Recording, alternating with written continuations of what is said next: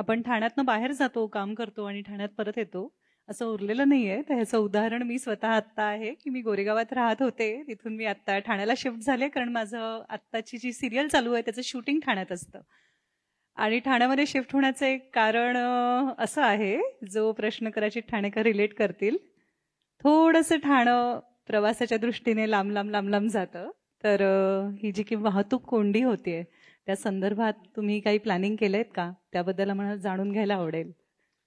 नक्कीच मला असं वाटतं की मुळामध्ये ठाणे असेल किंवा MMRचं क्षेत्र असेल, या क्षेत्रामधला सगळ्यात महत्त्वाचा जर काही प्रश्न असेल तर तो वाहतुकीचा प्रश्न आहे. तो दळणवळणाचा प्रश्न आहे. म्हणजे मी नेहमी सांगतो की दोन प्रश्न जर आपण मुंबईसहित MMR रिजनमध्ये सोडवू शकलो, एक लोकांच्या राहण्याचा आणि दुसरा लोकांच्या कम्युटेशनचा, तर खऱ्या अर्थानं आपण यशस्वी झालो असं मानता येईल.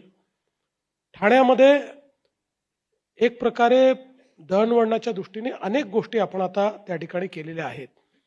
विशेषतः आपल्याला माहिती आहे की मुंबईमध्ये जुन्या सरकारच्या काळामध्ये 11 वर्षामध्ये त्यांनी 11 किलोमीटरची मेट्रो केली आणि 14 नंतर ज्यावेळेस माझ्याकडे हा सगळा कारभार आला, त्यावेळी आपण 5 वर्षामध्ये 475 किलोमीटरच्या मेट्रोचं प्लॅनिंग केलं, त्याचं काम सुरू केलं.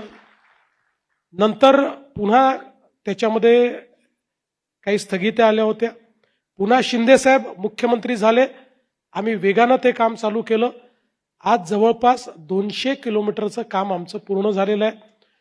दरवर्षी 50 किलोमीटर आम्ही करणार आहोत. हे 475 किलोमीटरपैकी जवळपास 400 किलोमीटर हे 2028च्या शेवटी किंवा 2029 पर्यंत आम्ही पूर्ण करू आणि 2030 पर्यंत हे सगळं नेटवर्क आम्ही पूर्ण करू.